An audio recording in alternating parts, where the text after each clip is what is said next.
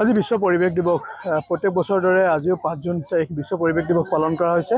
মই বৰ্তমান উপস্থিত আছো মৰাণৰ সমীপৰ খোৱাঙৰ বেতনীত উপস্থিত আছো টিংগাং সমষ্টিৰ অন্তৰ্গত। আজি ইয়াত দেখাবলৈ মই চেষ্টা কৰিম এক ব্যক্তিক্ৰমী পৰিৱেশ দেখা পোৱা গৈছে। বৃক্ষৰোপণৰ যোগেদি গ্ৰাম্য অৰ্থনীতি সবলীকৰণ কৰাৰ যি ক্ষেত্ৰত এক ক'ব লাগিব বৃহৎ পদক্ষেপ গ্ৰহণ কৰিছে টিংগাং সমষ্টিৰ বিধায়ক তথা মন্ত্ৰী বিমল বৰা ডাঙৰীয়াই। তেখেত আছে, মই তেখেতৰ কাষলৈ আহিছো। আজি এক বৃহৎ পৰিকল্পনা বুলি ক'ব লাগিব গ্ৰাম্য অৰ্থনীতি সবলীকৰণ তথা বিশ্ব পৰিৱেশ দিৱস। হয়, আজি আমি বিশ্ব পৰিৱেশ দিৱস সমগ্ৰ অসমতে পালন কৰিছোঁ। আজি বন বিভাগে গছপুলি ৰোপণৰ কাৰ্যসূচী লৈছে আৰু সেই গছপুলি ৰোপণৰ লগত সাংস্কৃতিক বিভাগে পৰিৱেশ সজাগতাৰ ওপৰত আমি বাটৰ নাট বিভিন্ন সাংস্কৃতিক কাৰ্যসূচীও আমি লৈছোঁ। আজি ডিব্ৰুগড় জিলা প্ৰশাসনৰ উদ্যোগত টিংখাং সমজিলা প্ৰশাসনৰ সহযোগত গ্ৰ'থ ফ্ৰম গ্ৰাছৰুটছ আৰু ধিংচাং বহুমুখী সমবায় সমিতিয়ে আমাৰ আগুনিবাৰীৰ পৰা খোৱাং ঘাটলৈ যি 22 কিলোমিটাৰ দৈৰ্ঘ্যৰ পথ, এই পথৰ কাষে কাষে আমি এৰী গছৰ গুটি ৰোপণৰ কাৰ্যসূচী লৈছোঁ, যাতে আমাৰ এই এৰী গছৰ পাতৰ পৰা আমাৰ স্থানীয় জনসাধাৰণে এৰী পালনেৰে অৰ্থনৈতিকভাৱে স্বাৱলম্বী হ'ব পাৰে আৰু লগত 1 লাখ কেঁচেৰু পুলি বিতৰণ কৰাৰ আমি কাৰ্যসূচী দেখা পাইছো। আপোনাৰ হাততো বৰ্তমান গুটি আছে।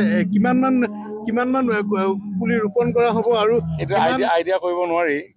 এৰী পুলিটো কিমান ৰুম, কিমান বীজ দিম আইডিয়া কৰিব নোৱাৰোঁ, কাৰণ আপুনি দেখিছে আলি কাষে কাষে হাজাৰ মানুহে গুটি ৰোপণ কৰি আছে তেওঁলোকে।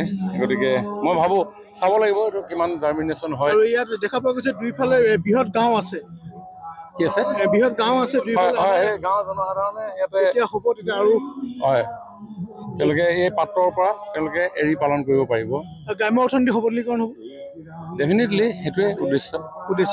এই হৈছে মন্ত্ৰী ডাঙৰীয়া কিছু ভাষ্য। আৰু ক'ব লাগিব এনেধৰণে ক'ব লাগিব আজি দিনটোত টিংখাং সমষ্টিৰ এক ব্যক্তিক্ৰমী পদক্ষেপ লোৱা হৈছে। মোৰ এজন আছে, কি ক'ব এই গোটেই পৰিৱেশটো আজি এটা বিশ্ব পৰিৱেশ দিৱসৰ লগত সংগতি ৰাখি এটা খুব সুন্দৰ এটা পদক্ষেপ লৈছে মাননীয় মন্ত্ৰী মহোদয়, আমাৰ টিংখাং সমষ্টিৰ সন্মানীয় বিধায়ক মহোদয়। আমাৰ যি 22 কিলোমিটাৰ আগুনিবাৰীৰ পৰা খোৱাং ঘাটলৈকে 22 কিলোমিটাৰ ৰাস্তা, অকল ৰাস্তাই নহয়, এইটো এটা আমাৰ সম্ভাৱনা। আমাৰ অসমীয়াৰ যি আমাৰ স্বাভিমানৰ আমাৰ আপোনাৰ এৰী হওক, এতিয়া কেঁচলুপুলি আজি এৰা গুটি এইবিলাক মন্ত্ৰী মহোদয়ে অলৰেডি যোগান তেখেতে বিভাগৰ দ্বাৰা এইবিলাক যোগান দিছে। গতিকে এটা সুন্দৰ মানে কাৰ্যসূচী তেখেতে লৈছে।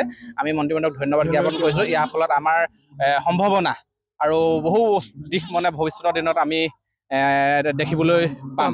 ধন্যবাদ জ্ঞাপন কৰিছোঁ। আৰু এই হৈছে টিংগাং সমষ্টিৰ অন্তৰ্গত আজি ইয়াত যি বৃহৎ কাৰ্যসূচী লোৱা হৈছে তাৰ কিছু পৰিৱেশ।